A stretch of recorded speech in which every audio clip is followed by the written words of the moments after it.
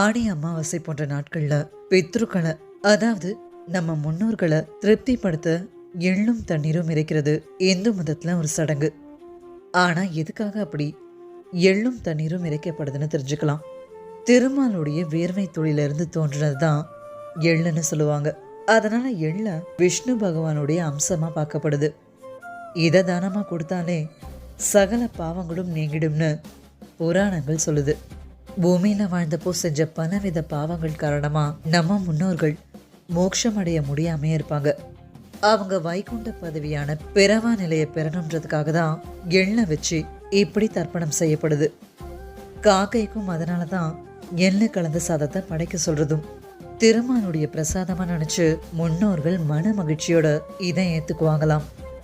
அது மட்டும் இல்ல, எள்ளுன்றது சனீஸ்வர பகவானுக்கு உரிய தானியம், தண்ணீர் சந்திரனுக்கு உரிய திரவம்.